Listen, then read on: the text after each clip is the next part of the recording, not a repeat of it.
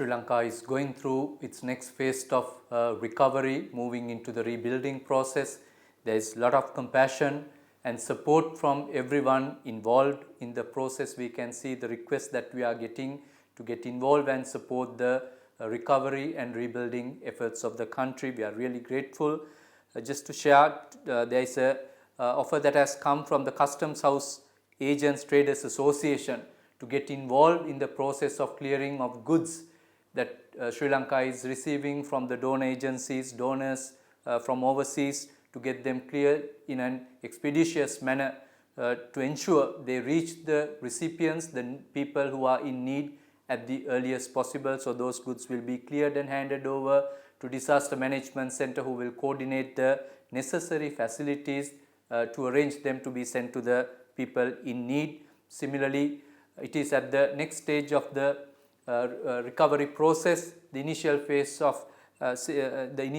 is slowly coming to an end in terms of rescue, whereas now effort is getting into the rebuilding side of it, clearing side of it, and establishing the initial connections, so the vehicles can start moving between the areas that were cut off due to challenges and due to the destruction that was created through landslides, etc. Similarly, the cleaning up exercise, the removal of debris, a lot of facilitation from the government mechanism.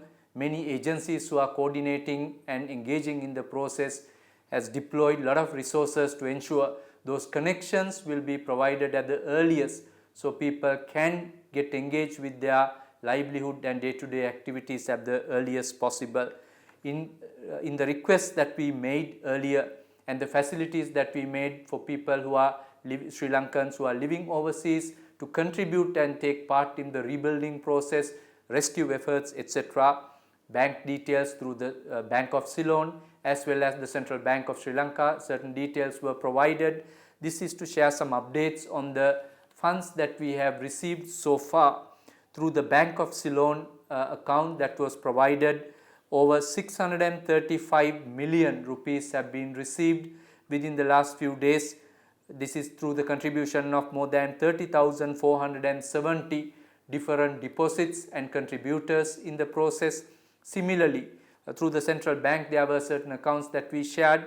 Over 61 million Sri Lankan rupees have been received into those accounts. So collectively, more than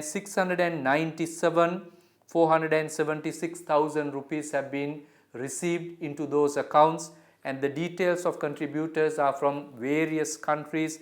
Nearly 33 countries, Sri Lankans, well-wishers, corporations, individuals have donated these funds. For example, highest amount that has been recorded so far has been received from France, followed by Canada, and again from USA, similarly Italy and Korea. Many other countries are in the process, or Sri Lankans and well-wishers and supporters and donors are sending. We can see several thousands of dollars is being received into those accounts as well. We are really appreciative of those efforts, individual efforts as well as collective efforts to support Sri Lanka's rebuilding journey. Similarly, there are efforts through the international organizations, multilateral organizations who are supporting in the rebuilding exercise. We indicated earlier the World Bank has initiated the process and the government has worked with them to assign the rapid post-destruction damage estimation process to be started, and it is already in progress, and we are expecting the details within about 2 weeks time period, which will enable government and the other agencies to work with more information at hand. Data is imperative that we receive this data and information at the earliest.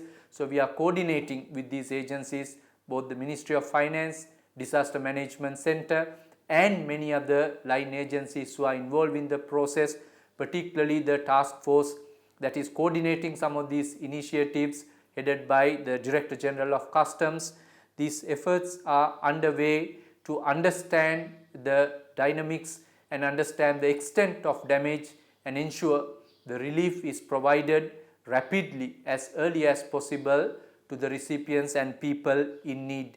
The government mechanism is getting ready for the next process in terms of rebuilding, clearing up of roads, facilitation the connection between the bridges that were destroyed, clearing up of schools, hospitals and other government institutions and facilities, allowing for citizens to go back from the camps where they are staying at the moment, temporary shelters that they are staying at the moment. We are appreciative of the support extended by the government agencies once again to restore the electricity supply, provide the water connections and necessary other infrastructure facilities wherever possible, including the businesses who are engaging in the process to provide the telecommunication connections, allowing people to be connected and move on with their lives as early as possible. We will continue to provide similar updates as we move on as well, and the engagement, the state mechanism as I mentioned earlier, and the other agencies, both government and non-government and individuals, corporates have come forward, citizens at their individual capacities have come forward to assist in the efforts coordinated by the government. That is very important.